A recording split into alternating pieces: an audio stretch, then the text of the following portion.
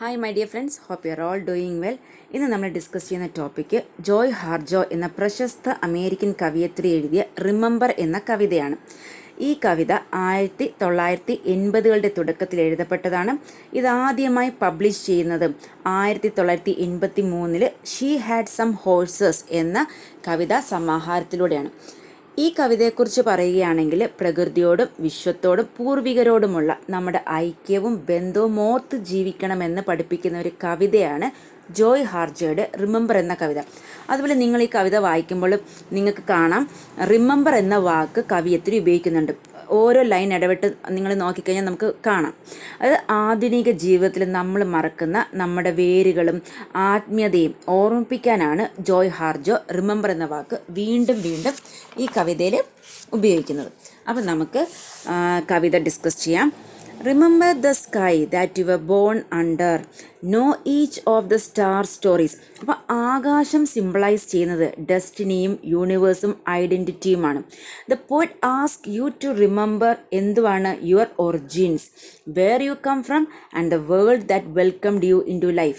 നിന്റെ ആരംഭവും വേരുകളും മറക്കരുത് എന്നാണ് കവിയത്രിയുടെ സന്ദേശം ഫസ്റ്റ് വരിയിൽ തന്നെ. അപ്പം നീ പ്രകൃതിയിൽ നിന്ന് വേർപെട്ടവനല്ല, പിന്നെയോ അതിൻ്റെ ഭാഗമായിട്ടാണ് നീ ജനിച്ചത്. Know each of the star stories എന്നത് നക്ഷത്രങ്ങൾ എന്നത് പൂർവികരെയും അവരുടെ കഥകളെയും ഓർമ്മകളെയും ചരിത്രത്തെയും സൂചിപ്പിക്കുന്നു. അപ്പം നിന്റെ പൈതൃകം, അത് ഹെറിറ്റേജും അതുപോലെ പാസ്റ്റ് സ്ട്രഗിൾസും അതുപോലെ തന്നെ സംസ്കാരവും അറിയണം എന്നതാണ് ഇതിലെ ആശയം. Remember the moon, know who she is. അപ്പം ചന്ദ്രൻ എന്നത് ഫെമിനിറ്റി, ഇമോഷൻ, സൈക്കിൾസ് എന്നിവയെ സിംബിളൈസ് ചെയ്യുന്നു. അതായത് സ്ത്രീത്വത്തെയും വികാരങ്ങളെയും മാറ്റത്തിൻ്റെ ചക്രങ്ങളെയും സിംബിളൈസ് ചെയ്യുന്നു, സൂചിപ്പിക്കുന്നു. അപ്പോൾ നോയിങ് ദ മൂൺ എന്നത് അക്സെപ്റ്റിംഗ് ചേഞ്ച്, അപ്പോൾ മാറ്റങ്ങളെ സ്വീകരിക്കണമെന്ന സന്ദേശം നൽകുന്നു. അപ്പോൾ ജീവിതത്തിലെ മാറ്റങ്ങളെയും ഉള്ളിലെ വികാരങ്ങളെയും തിരിച്ചറിയുക എന്നതാണ് ഈ വരിയിലൂടെ അർത്ഥമാക്കുന്നത്. Remember the sun's birth at dawn, that is the strongest point of time. അപ്പോൾ ഡോൺ അതായത് പ്രഭാതം എന്തിനെ സൂചിപ്പിക്കുന്നു? ന്യൂ ബിഗിനിങ്സിനെയും ഹോപ്പ് പുതിയ തുടക്കവും പ്രതീക്ഷയും സൂചിപ്പിക്കുന്നു. അപ്പോൾ every day is a chance to begin again. അപ്പോൾ ഈ വരി നമ്മളെ ഓർമ്മിപ്പിക്കുന്നത് the power of new start. അപ്പോൾ that is the strongest point of time. അപ്പം ഇവിടെ പ്രഭാതത്തെ കവി ഏറ്റവും ശക്തമായ സമയമായി കാണിക്കുന്നു, കാരണം അത് പുതിയ തുടക്കത്തിൻ്റെ നിമിഷമാണ്. അപ്പോൾ ഒരു ദിവസത്തിൻ്റെ തുടക്കം പോലെ ജീവിതത്തിലെ തുടക്കങ്ങളിലും ശക്തിയും പ്രതീക്ഷയും സാധ്യതകളും ഏറ്റവും കൂടുതലായിരിക്കും. അതുകൊണ്ടാണ് പ്രഭാതം സമയത്തിലെ ഏറ്റവും ശക്തമായ നിമിഷം എന്ന് പറയുന്നത്. അപ്പോൾ ഇരുട്ടിൽ നിന്നും വെളിച്ചത്തിലേക്കുള്ള മാറി വരവ് ഏറ്റവും ശക്തമായ നിമിഷമാണ്. അപ്പോൾ ഇവിടെ ഇത് റെപ്രസെൻ്റ് ചെയ്യുന്നത് എന്താണ്? കറേജും റീബർത്തുമാണ്. Remember sundown and the giving away to night. അപ്പോൾ സൺസെറ്റ് എന്നത് റെപ്രസെൻറ്റ് ചെയ്യുന്നത് എൻഡിങ്, അവസാനത്തെയും അതുപോലെ റെസ്റ്റിനെയും അതുപോലെ അക്സെപ്റ്റൻസുമാണ്. അത് നമുക്കറിയാം, not all endings are sad, പക്ഷേയോ സം ആർ നെസസറി, ചിലത് ആവശ്യമാണ്. And the giving away to night, അപ്പോൾ നൈറ്റ് സിംബിളൈസ് ചെയ്യുന്നത് മിസ്റ്ററി, റെസ്റ്റ് എന്നിവയാണ്. അപ്പോൾ ഗിവിങ് എവേ ടു നൈറ്റ് എന്താണ് പഠിപ്പിക്കുന്നത്? It teaches us to let go and trust life. അപ്പോൾ ജീവിതത്തെ വിട്ടുകൊടുക്കാനും വിശ്വസിക്കാനും പഠിപ്പിക്കുന്നു. അപ്പോൾ ഈ വരി ഒരു സ്മൂത്ത് ട്രാൻസിഷനാണ് കാണിച്ചു തരുന്നത് from day to night. Giving away means surrendering or letting go എന്നതാണ്. അപ്പോൾ ജീവിതത്തിലെ മാറ്റങ്ങളും അനിശ്ചിതത്വങ്ങളും ഭയമില്ലാതെ സ്വീകരിക്കണമെന്ന് ഈ വരി പഠിപ്പിക്കുന്നു.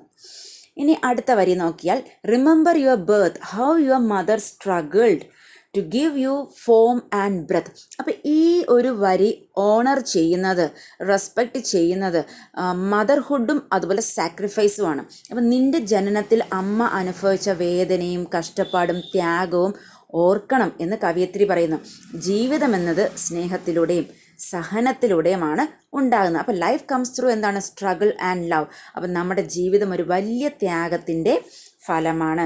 അതുപോലെ ഇവിടെ പറയുന്നുണ്ട് to give you form and breath. അപ്പോൾ ഫോം എന്ന് പറയുമ്പോൾ ആ ഫിസിക്കൽ ഷേപ്പും, ബ്രെത്ത് എന്ന് പറയുമ്പം ലൈഫും. അപ്പോൾ രൂപവും ശ്വാസവും നൽകാൻ അമ്മ വലിയ പരിശ്രമം നടത്തി.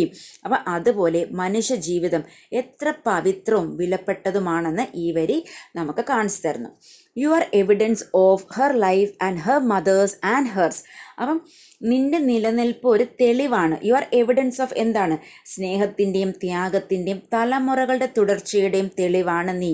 അപ്പോൾ യുവർ എക്സിസ്റ്റൻസ് ഇറ്റ് സെൽഫ് എന്താണ്? It's A proof of love, it's A proof of sacrifice and the continuation of life across generations. അപ്പോൾ ജീവിതത്തിലെ മാറ്റങ്ങൾ സ്വീകരിക്കാനും നമ്മുടെ ജനനത്തിന് പിന്നിലെ അമ്മയുടെയും പൂർവികരുടെയും ത്യാഗം ആദരിക്കാനും ഈ വരികൾ പഠിപ്പിക്കുന്നു. അപ്പോൾ her life and her mother's and hers. അപ്പം നീ അമ്മയുടെയും അവളുടെ അമ്മയുടെയും ജീവൻ്റെ തുടർച്ചയാണ്. അപ്പോൾ തലമുറകളിലൂടെ ഒഴുകുന്ന ജീവശക്തിയാണ് നീ. അപ്പോൾ ലൈഫ് ഫ്ലോസ് ത്രൂ എന്താണ്? ലീനിയേജ് ആൻഡ് ആൻസിസ്ട്രി എന്നത് നമുക്കിവിടെ കവിയത്രി പറഞ്ഞു തരുന്നു. Remember your father, he is your life also. അപ്പം ഫാദറിൻ്റെ റോളിനും ഈക്വലി ഇമ്പോർട്ടൻ്റ് കൊടുത്തുകൊണ്ട് പറയുകയാണ് അച്ഛനെയും ഓർക്കണം. He's your life also. എന്തുകൊണ്ട് അങ്ങനെ പറഞ്ഞാൽ? ബിക്കോസ് ഫാദർ എന്ന് പറയുന്നത് ഒരു സോഴ്സ് ഓഫ് ലൈഫാണ് നമ്മുടെ. അപ്പോൾ life comes from both parents and their shared strength. അപ്പോൾ റിമെമ്പറിങ് ഹിം എന്നതിലൂടെ respecting our roots and ancestry, അതായത് അച്ഛനെ ഓർക്കുന്നത് നമ്മൾ എന്തിനെ ആദരിക്കുന്ന പോലെയാണ് നമ്മുടെ വേരുകൾ, നമ്മുടെ റൂട്ട്സും അതുപോലെ ആൻസിസ്ട്രിയും.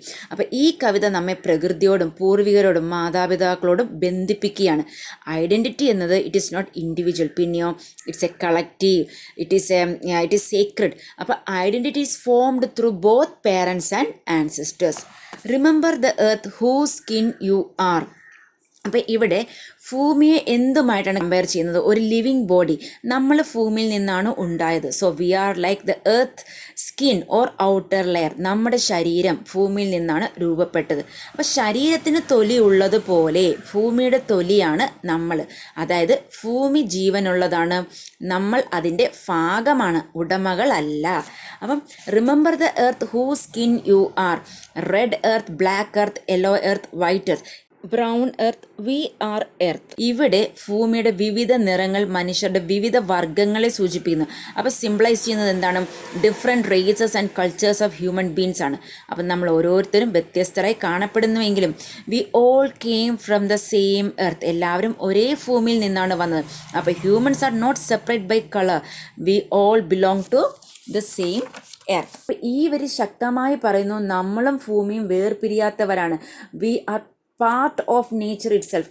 Remember the plants, trees, animal life who all have their tribes, their families, their histories too. അപ്പോൾ സസ്യങ്ങളെയും മരങ്ങളെയും മൃഗങ്ങളെയും ഓർക്കണമെന്ന് കവിയത്രി പറയുന്നു. അവയും നമ്മളെപ്പോലെ ജീവികളാണ്. അവ മനുഷ്യർക്ക് ഉപയോഗിക്കാനുള്ള വസ്തുക്കൾ മാത്രമല്ല, പിന്നെയോ അവയ്ക്കും ബഹുമാനം അർഹമാണ്. നമ്മൾ അവയ്ക്കും ബഹുമാനം കൊടുക്കണം. അപ്പോൾ plants and animals they also live in communities. നമുക്കറിയാം അവർക്ക് കൂട്ടങ്ങളും ബന്ധങ്ങളും ദീർഘകാല ചരിത്രങ്ങൾ എന്നിവയുണ്ട് എന്ന് കവിയത്രി പറയുന്നു. അപ്പോൾ മനുഷ്യർക്കുള്ളതുപോലെ തന്നെ പ്രകൃതിക്കും സ്വന്തം ജീവിത രീതികളും ജീവിതക്രമങ്ങളുമുണ്ട്. അപ്പം nature also has its own connections and traditions. Talk to them, listen to them. അപ്പം talk to them, listen to them means എന്താണ്? We should communicate with nature. നമ്മൾ ഒബ്സർവ് ചെയ്യണം, റെസ്പെക്റ്റ് ചെയ്യണം, ലേൺ ഫ്രം നേച്ചർ. അപ്പോൾ പ്രകൃതിയിൽ നിന്നും പഠിക്കണം. അപ്പോൾ പ്രകൃതി നമ്മെ പഠിപ്പിക്കുന്നു, നമ്മൾ കേൾക്കാൻ തയ്യാറാണെങ്കിൽ മാത്രം. They are alive poems. അപ്പോൾ പ്രകൃതിയെ ജീവനുള്ള കവിതകളായി കാണുന്നു. അപ്പോൾ നേച്ചർ ഈസ് കമ്പയർഡ് ടു എന്താണ്? ഒരു ലിവിങ് പോയട്രിയാണ്. ഫുൾ ഓഫ് ബ്യൂട്ടി ഉണ്ട്, മീനിങ് ഉണ്ട്, വിസ്ഡം ഉണ്ട്. അപ്പോൾ നേച്ചർ എന്ന് പറയുന്ന ഒരു ലൈഫ്ലെസ് അല്ല, പിന്നെയോ it's meaning full, it is Sacred. Remember the wind, remember her voice, she knows the origin of this universe. അപ്പം വിൻഡ് സിംബിളൈസ് ചെയ്യുന്നത് ഏൻഷ്യൻ നോളജും അതുപോലെ ഒരു ഇൻവിസിബിൾ ഫോഴ്സാണ് വിൻഡ് എന്നുള്ളത്. ഇവിടെ കാറ്റിനെ സ്ത്രീയായി ചിത്രീകരിക്കുന്നു. കാറ്റിൻ്റെ ശബ്ദം പ്രകൃതിയുടെ സന്ദേശമാണ്. അപ്പോൾ പ്രകൃതി നമ്മോട് സംസാരിക്കുന്ന ശബ്ദം ശ്രദ്ധിക്കണം എന്ന് കവി പറഞ്ഞു തരുന്നു. അപ്പോൾ പ്രകൃതി എന്നത് മനുഷ്യർക്ക് മുമ്പേ ഉണ്ടായതാണ്. അപ്പോൾ ഈ വിശ്വത്തിൻ്റെ തുടക്കത്തെക്കുറിച്ചുള്ള അറിവ് പ്രകൃതിക്കുണ്ട്. അപ്പോൾ കാറ്റിനെ മനുഷ്യ സ്വഭാവത്തോടെ ചിത്രീകരിച്ച് വിശ്വത്തിൻ്റെ ഈ ഭൂമിയുടെ തുടക്കത്തെക്കുറിച്ചുള്ള ജ്ഞാനം പ്രകൃതിയിലുണ്ടെന്ന് കവിയത്രി വ്യക്തമാക്കുന്നു. Remember you are all people and all people are you. അപ്പോൾ ഈ വരി നമ്മളെ ഓർമ്മപ്പെടുത്തുന്നത് നമ്മൾ മറ്റുള്ളവരിൽ നിന്നും വേറിട്ടവർ അല്ല എന്നതാണ്. Every human being is connected. അപ്പോൾ what happens to others also affects us. മനുഷ്യർ നമ്മൾ എല്ലാവരും ഒരേ കുടുംബമാണ്. Every person's pain, joy, history, struggle is connected to ours. Remember you are this universe and this universe is you. അപ്പം നമ്മൾ ഈ വിശ്വത്തിൻ്റെ ഈ യൂണിവേഴ്സിൻ്റെ ഭാഗമാണ്. അതുപോലെ തന്നെ യൂണിവേഴ്സ് ലിവ്സ് വിത്തിൻ അസ്. അപ്പം ഈ വിശ്വം നമ്മളിലുമുണ്ട് എന്ന് കവയിത്രി പറയുന്നു. അപ്പം പ്രകൃതി, നക്ഷത്രങ്ങൾ, ഭൂമി, മനുഷ്യർ എല്ലാവരും ഒന്നാണ്. അപ്പോൾ പ്രകൃതിയും മനുഷ്യരും വേർപെട്ട ഒന്നല്ല. പിന്നെയോ അവർക്ക് തമ്മിൽ ഒരു ബൗണ്ടറി ഇല്ല, അതിരുകളില്ല.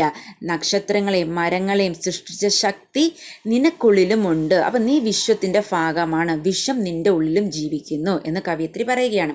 Remember all is in motion, is growing, is U.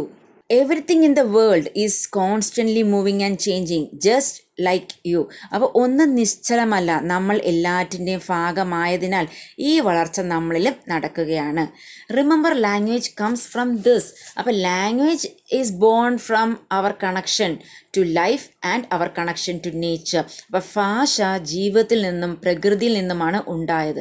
മനുഷ്യൻ്റെ അനുഭവങ്ങളും മനുഷ്യൻ്റെ വികാരങ്ങളും പ്രകൃതിയുടെ ശബ്ദങ്ങളും ചേർന്നാണ് എന്ത് രൂപപ്പെട്ടത്? ഭാഷ രൂപപ്പെട്ടത്.